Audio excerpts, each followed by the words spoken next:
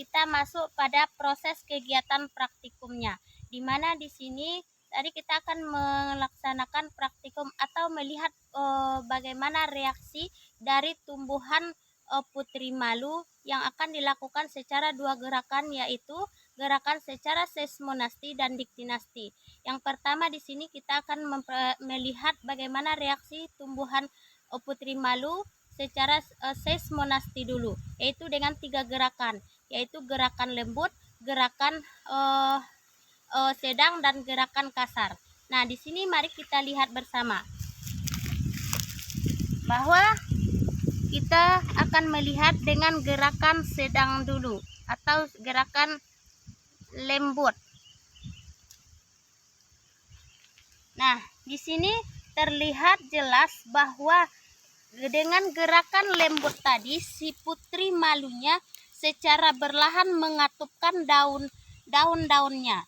Nah, sekarang kita lihat pula dengan gerakan secara sedang. Nah, di sini dapat terlihat dibandingkan dengan gerakan yang lembut tadi, dia lebih cepat mengatupnya dibandingkan dengan si putri malu yang dilakukan dengan gerakan lembut secara lembut tadi. Sekarang yang terakhir dengan sentuhan kasar. Nah, di sini dapat dilihat bahwa dari sentuhan kasar tadi, dia memberi reaksi pengatupan dari daun dan tangkainya 4 kali lebih cepat dibandingkan dari gerakan lembut dan juga sedang tadi. Setelah ini mari kita lihat pula reaksi dari putri malu secara diktinasti, yaitu yang akan dilaksanakan dengan 2 tahap, yaitu yang pertama dengan paparan sinar matahari langsung dan tanpa adanya sinar matahari atau kedap cahaya dan juga kedap udara. Baiklah, di sini saya menggunakan sebuah karton untuk nantinya akan kita tutup sebagai uji coba terhadap tanaman putri malu yang kedap udara atau kedap cahaya. Nanti ini akan kita bagi 2 kelompok, yaitu dan kita akan melihatnya nanti setelah 30 menit kemudian. Nah, di sini baiklah, di sini saya akan mencontohkan dulu dengan pengelompokan yang pertama, yaitu kelompok dalam bentuk tumbuhan putri malu yang terkena sinar matahari.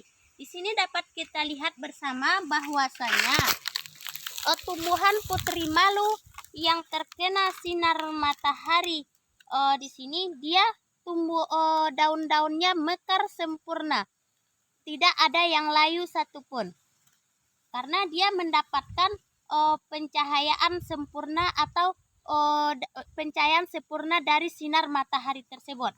Nah, kelompok yang kedua yaitu akan kita tutup dengan kardus ini. Dia nantinya akan kita tunggu selama 30 menit dan akan kita bandingkan keduanya kembali. Sekarang dia masih mekar sempurna, dan sekarang mari kita tutup dulu. Baiklah, setelah ini akan kita buka kembali selama 30 menit kemudian. Baiklah, di sini mari kita lihat kembali setelah 30 menit kita menunggunya. Dan di sini kita buka. Nah, di sini dapat kita lihat perbedaannya, bahwasanya yang tumbuhan putri malu tanpa mendapatkan sinar matahari atau yang kedap udara dan cahaya, dia akan mengatup semuanya daun-daunnya beserta tangkai-tangkainya. Sedangkan di sini kita lihat dengan paparan sinar matahari setelah 30 menit sekalipun dia masih tetap mekar. Sedangkan yang tadi setelah 30 menit yang menggunakan yang kita tutup dengan kardus atau dia kedap udara dan kedap pencahayaan, dia akan layu. Nah, di sini dapat saya simpulkan dari keduanya bahwa yang mendapatkan sinar matahari penuh dia akan mekar sempurna, sedangkan yang tanpa sinar matahari atau kedap cahaya dan udara dia akan menjadi layu atau mengatup daun-daun dari putri malunya.